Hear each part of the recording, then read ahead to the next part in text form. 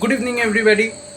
আজ আমরা স্কুটিতে করেই গেছিলাম ইউনিভার্সিটি, আমি আর মাদাম সুচন্দ্রা। কারণ মাদাম সুচন্দ্রার গাড়িটা কালকে নিয়ে গেছে সার্ভিসিংয়ের জন্য।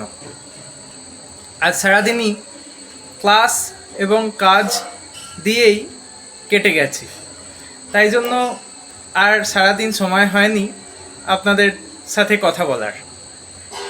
কাশ ফাউন্ডেশন মুম্বাই আমার অ্যাবস্ট্রাক্টটা অবশেষে অ্যাকসেপ্ট করেছে এবং আজকের মধ্যেই চেয়েছে আমি যেন ফুল পেপারটা পুনরায় সেন্ড করি, কিন্তু ওদের সমস্ত নর্মস মেনে আমাকে পুরো পেপারটা আজকের মধ্যে সাবমিট করতে হবে। তবে আমাদের আগে থেকেই প্ল্যান ছিল, আমাদের দুজন নতুন বাঙালি কলিগ জয়েন করেছেন আমাদের ডিপার্টমেন্টে, ফ্রেঞ্চ ডিপার্টমেন্টে। তো ওনাদের দুজনকেই আমরা আজকে নেমন্তন্ন করেছি।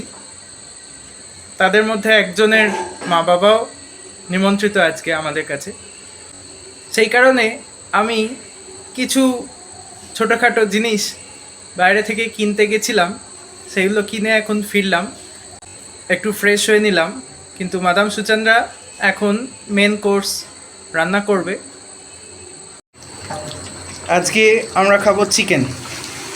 এই এত কিছুর মধ্যে আবার কাজের জায়গায় আমার ওপর এক গাদা গুড ফর নাথিং কাজ চাপিয়ে দেওয়া হয়েছে। সেগুলো আমাদের ডিপার্টমেন্টের কাজ নয়, তবে অন্য ডিপার্টমেন্টের কাজ। অনেক ডেটা জোগাড় করতে হবে। মাদাম সুচন্দ্রা চিকেন বানিয়ে ফেলেছে আমাদের জন্য।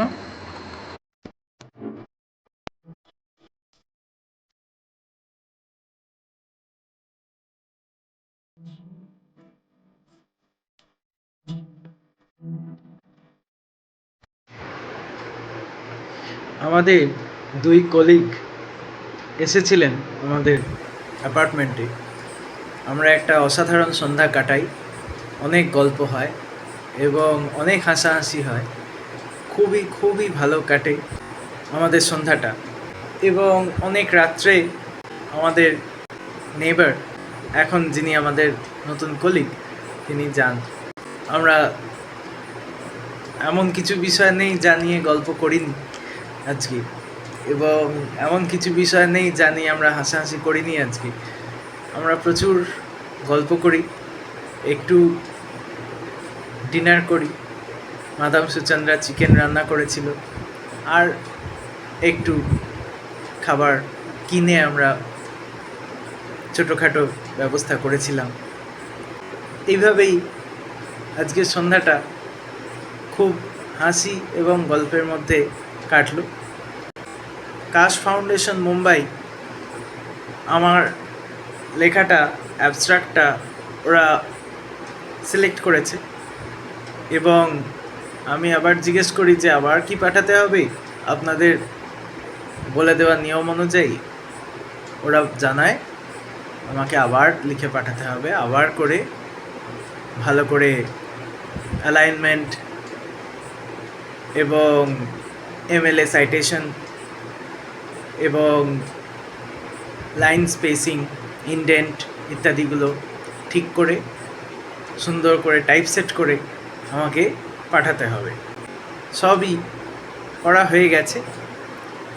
এক রাশ নর্মস ওনারা বাতলে দিয়েছিলেন, সেই অনুযায়ী সবই আমি গেস্টদের আসার আগেই করে ফেলেছি। কিন্তু শুধু ইনটেক্সট সাইটেশনটা বাকি আছে, সেটা করতে তো সময় লাগে, সেটা এখনও করা হয়নি। কেননা আমি যেসব জার্নালস এবং আইএসবিএন বুকে পাবলিশ করেছি এখন অবধি, তারা এতটা ডিম্যান্ডিং ছিল না, নট অলওয়েজ। করার চেষ্টা করছি, একটু একটু মেনলি ব্যবহার করব। এইভাবে ইনটেক্সট সাইটেশন এবং এছাড়া আবার 4 লাইনের হেডিং, এমএলএ হেডিং দিতে বলেছে।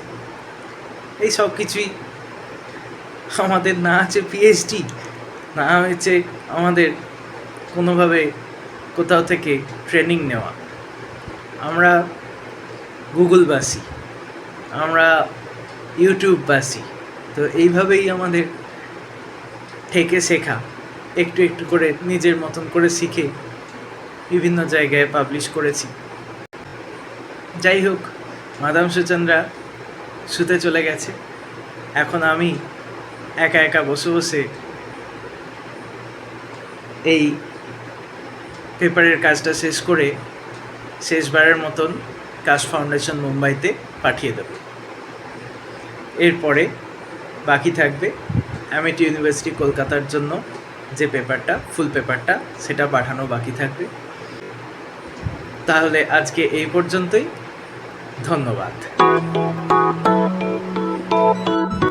কাশ ফাউন্ডেশন মুম্বাইতে রাত 3:46-এ আমি ফুল পেপারটা পাঠিয়ে দিই। আপাতত তারা হাইব্রিড কনফারেন্সের জন্য আমার পেপারটা অ্যাকসেপ্ট করেছে। ISBN পাবলিকেশনের জন্য করবে কিনা জানি না।